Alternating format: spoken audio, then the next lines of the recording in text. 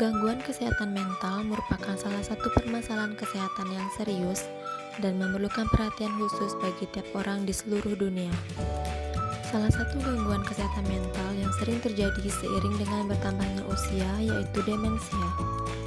Demensia merupakan suatu kondisi di mana terjadi kemunduran kognitif yang dapat mengganggu aktivitas sehari-hari maupun aktivitas sosial.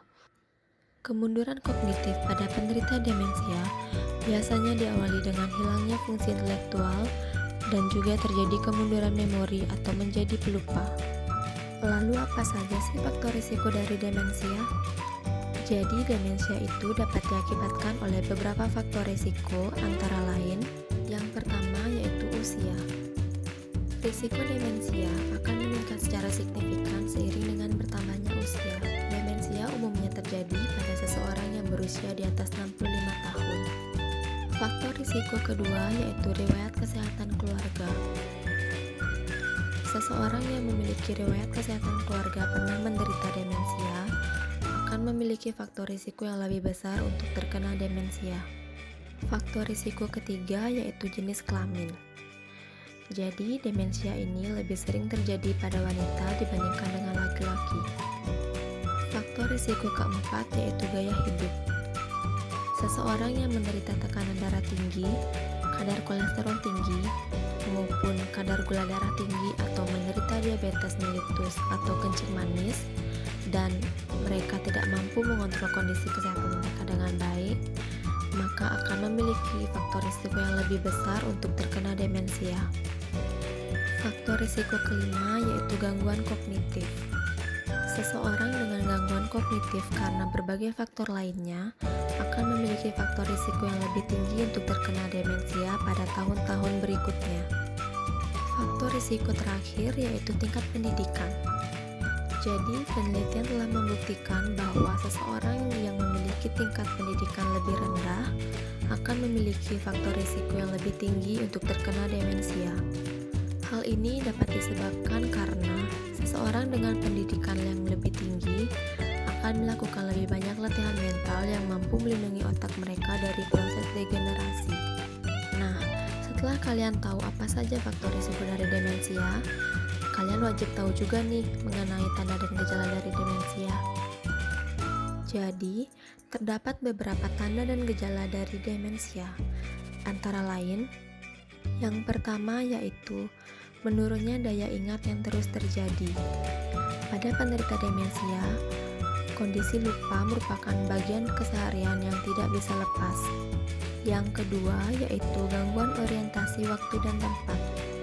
Misalnya, penderita demensia akan mengalami lupa hari, lupa minggu, lupa bulan, tahun, maupun tempat di mana ia sedang berada. Yang ketiga, yaitu terjadi penurunan dan ketidakmampuan menyusun kata menjadi kalimat yang benar, menggunakan kata yang tidak tepat untuk sebuah kondisi, dan mengulang kata atau cerita yang sama berkali-kali. Yang keempat, yaitu ekspresi yang berlebihan. Misalnya, pada penderita demensia akan menangis berlebihan saat melihat sebuah drama televisi, atau misalnya marah besar pada kesalahan kecil yang dilakukan oleh orang lain, dan timbul rasa takut atau gugup yang tak beralasan. Jadi, penderita demensia kadang tidak mengerti mengapa perasaan-perasaan tersebut muncul. Kemudian, tanda gejala yang terakhir atau yang kelima, yaitu adanya perubahan perilaku seperti acuh tak acuh, menarik diri, dan juga gelisah. Nah, sekarang yuk kita bahas gimana sih caranya mencegah demensia. Jadi, pencegahan yang dapat dilakukan pada lansia untuk menurunkan risiko terjadinya demensia diantaranya dengan menjaga ketajaman daya ingat dan senantiasa mengoptimalkan fungsi otak. Beberapa hal yang dapat dilakukan yaitu yang pertama, dengan mencegah masuknya zat-zat yang dapat merusak sel-sel otak, yang dapat dilakukan dengan cara tidak mengonsumsi minuman beralkohol. Kemudian yang kedua yaitu dengan melakukan gaya hidup sehat, seperti berolahraga secara teratur dan mengonsumsi banyak buah serta sayur. Yang ketiga yaitu dengan membaca buku secara rutin yang dapat membantu merangsang otak untuk berpikir lebih baik.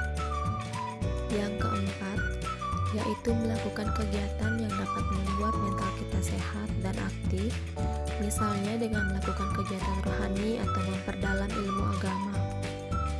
Cara yang kelima, yaitu dengan tetap berinteraksi dengan lingkungan, berkumpul dengan teman yang memiliki persamaan minat atau hobi.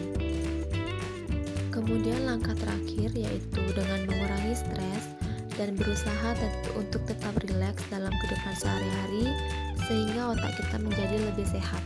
Terapi senam otak atau brain gym merupakan serangkaian latihan sederhana yang menyenangkan berbasis gerakan tubuh yang dinamis yang bermanfaat dalam meningkatkan kemampuan belajar sehingga memungkinkan terjadinya keseimbangan aktivitas antara kedua belah otak secara bersamaan.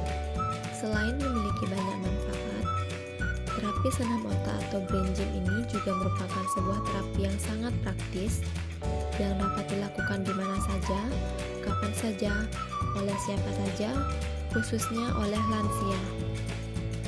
Latihan terapi senam otak yang dianjurkan yaitu sebanyak 2-3 kali dalam sehari selama kurang lebih 10-15 menit. Gerakan pertama pada terapi senam otak yaitu gerakan segitiga. Pada gerakan segitiga, posisikan tangan membentuk segitiga, dimulai dari ibu jari membuat gerakan memutar ke depan dan ke belakang, diikuti dengan gerakan telunjuk, jari tengah, jari manis, dan juga kelingking secara bergantian.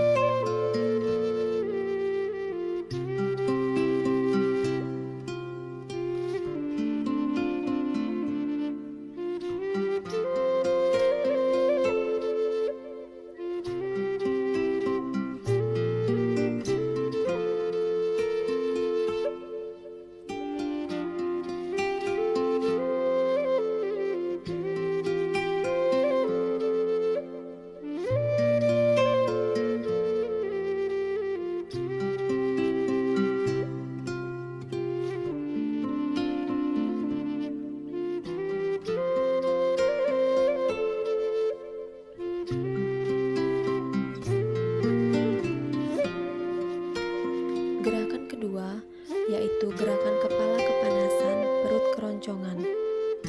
Jadi pada gerakan kedua ini, tangan kanan diletakkan di atas kepala dan melakukan gerakan naik turun, sedangkan tangan kiri berada di perut dengan melakukan gerakan memutar.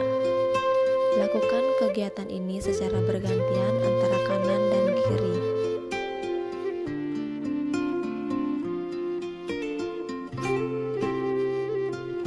Gerakan ketiga yaitu gerakan cuci mulut dan telinga. Pada gerakan ketiga, tangan kanan memegang mulut, tangan kiri memegang telinga kanan secara silang. Kemudian, tangan kiri memegang mulut dan tangan kanan memegang telinga kiri. Lakukan kegiatan ini secara bergantian.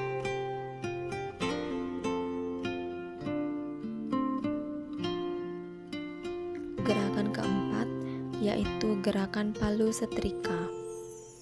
Jadi pada gerakan keempat ini, tangan kanan ditekuk dan dikepalkan, lalu lakukan gerakan memukul. Kemudian, tangan kiri lurus ke depan dengan gerakan seperti setrika. Lakukan gerakan secara bersamaan dan diulang secara bergantian.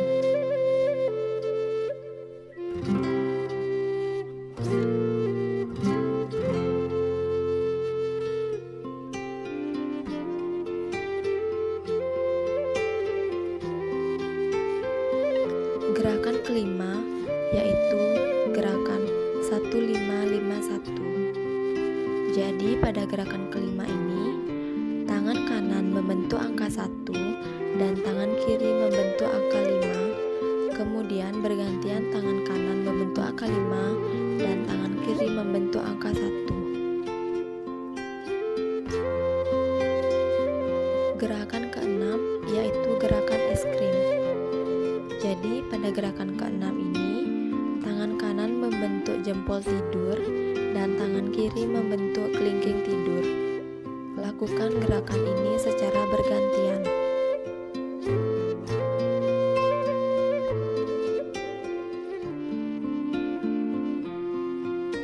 Gerakan ketujuh yaitu gerakan Karate Kid. Jadi pada gerakan Karate Kid ini, tangan kanan dan telunjuk diluruskan, tangan kiri dengan ibu jari di pinggang, kemudian lakukan secara bergantian.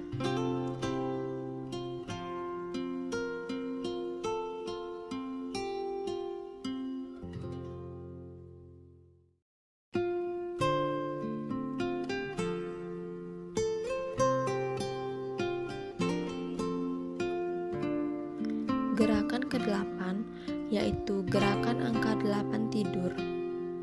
Jadi satu ibu jari lurus setinggi mata, kemudian menggambar angka 8 tidur di udara di bidang tengah pandang mata. Pandangan mata mengikuti gerakan ibu jari dan lakukan gerakan ini secara bergantian kanan dan kiri.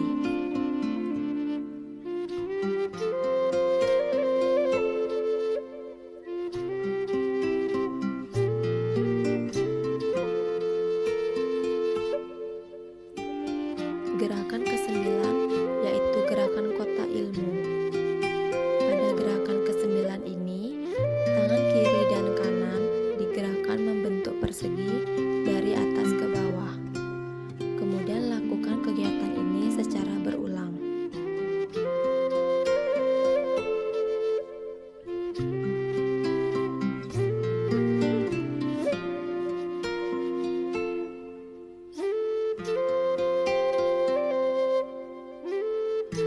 Gerakan terakhir atau gerakan ke-10 yaitu gerakan berburu kelinci.